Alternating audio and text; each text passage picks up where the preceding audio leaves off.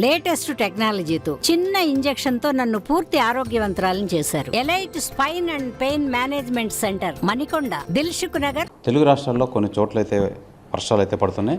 అలాగే ఋతుపవనాలు ఎన్ని రోజులకు వస్తాయి, ఈ ఋతుపవనాలు వచ్చే క్రమంలో వాతావరణం ఏ విధంగా మార్పులు చెందుతుంది అని చెప్పి మనతో పాటు వాతావరణ కేంద్ర అధికారి సునంద మేడం మనతో పాటు ఉన్నారు. ఆవిడని అడిగి తెలుసుకుందాం. మేడం చెప్పండి, ఋతుపవనాలు ఎప్పుడు తాగుతున్నాయి, వాతావరణం రానున్న రోజుల్లో ఏ విధంగా ఉండబోతుంది?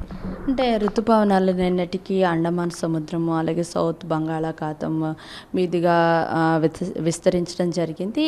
పరిస్థితులన్నీ అనుకూలంగా ఉన్నట్లయితే ఇంకా ఫర్దర్గా శ్రీలంక తర్వాత కేరళ కూడా రీచ్ అయ్యే అవకాశం ఉంది. బట్ డే బై డే దీన్ని మానిటర్ చేయడం జరుగుతుంది.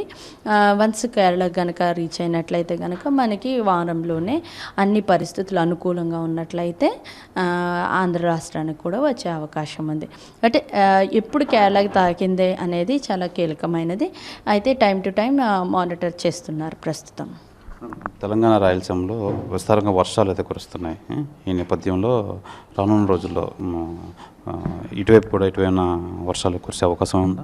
రానున్న 5 రోజులు కూడాను కోస్తా ఆంధ్ర అలాగే రాయలసీమ జిల్లాల్లో తేలికపాటి వర్షాలు 1 లేదా 2 చోట్ల ఉండే అవకాశం ఉంది. ఈ నెల 22వ తారీఖు కల్లా నైరుతి బంగాళాఖాతంలో ఒక అల్పపీడనం ఏర్పడే అవకాశం ఉంది. ఈ అల్పపీడనం ఏర్పడినట్లయితే మరిగా 24 గంటల్లో ఇది మరింత బలపడి వాయుగుండంగా మారే అవకాశం ఉంది. వాయుగుండం కనుక ఏర్పడితే ఈ మధ్య బంగాళాఖాతంలోనికి వచ్చే అవకాశం ఉంది. ఫర్దర్గా ఇది ఉత్తర దిశగా పయనించే అవకాశం ఉంది. దీని యొక్క ప్రభావం అనేది అంటే తర్వాత ఫర్దర్ వాయుగుండం ఎలా బలపడింది, దాని యొక్క రెయిన్ ప్రభావం అంతా కూడా ఎక్కువగా నార్త్ ఒడిశా వెస్ట్ బెంగాల్ మీద ఎక్కువ ఉండే అవకాశం ఉంది. మనకైతే మేఘావృతమయ్యే తేలికపాటి వర్షాలు అయితే 1 లేదా 2 చోట్ల ఉండే అవకాశం అయితే మనకి ఉంది. చిరుజల్లులు పడే అవుతుంది.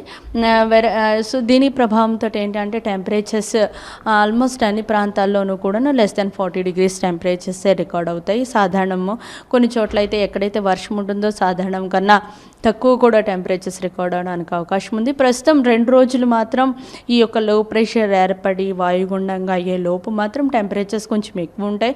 ఎక్కువైనా కూడా అవి 40 less than 40 ఉంటాయి.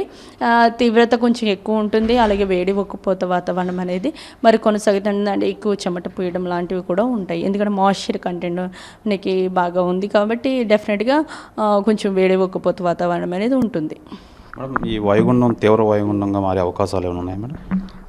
ఇంకా ఫర్దర్గా అంటే వన్స్ ఇది వాయుగుండంగా అయిన తర్వాత దీని గమనం ఏ విధంగా ఉంది, తర్వాత ఫర్దర్గా ఇది ఎంతవరకు ఇంటెన్సిఫై అవుతుంది, తీవ్రత ఎంతవరకు పెరిగి ప్రెషర్గా ఫామ్ అవుతుంది, వాయుగుండంగా మారే అవకాశం అయితే కనబడుతుంది.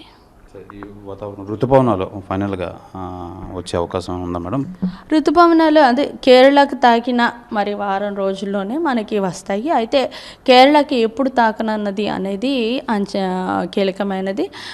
అన్నీ అనుకూలంగా ఉన్నట్లయితే ఆల్రెడీ 31st అని అంటున్నారు. బట్ అది +or-4 days మనం వేసుకోవాల్సి ఉంటుంది. బట్ ఏదేమైనప్పటికీ వన్స్ కేరళకి రీచ్ అయితే కనుక మన ఆంధ్ర రాష్ట్రానికి కూడా వారంలో రీచ్ అయ్యే అవకాశం ఉంది. ఇది 24న వాయుగుండంగా అయితే మారే అవకాశం అయితే ఉంది. వాయుగుండం అనంతరం ఋతుపవనాలు అయితే వచ్చే అవకాశం ఉంది. ఈ అనుకున్న దానికన్నా 2-3 రోజులు ముందుగానే వచ్చే అవకాశం అయితే ఉందని చెప్పి విశాఖ వాతావరణ కేంద్రం అధికారిని సునంద అయితే తెలియజేస్తున్నారు. కెమెరామెన్ అజయ్తో శివరామకృష్ణ, RTV, విశాఖపట్నం నుంచి. మరిన్ని వీడియోస్ కోసం ఛానల్ ని సబ్స్క్రైబ్ చేయండి. లేటెస్ట్ అప్డేట్స్ కోసం వాట్సాప్ ఛానల్ ని ఫాలో చేయండి. అండ్ లింక్ డిస్క్రిప్షన్ లో ఉంది.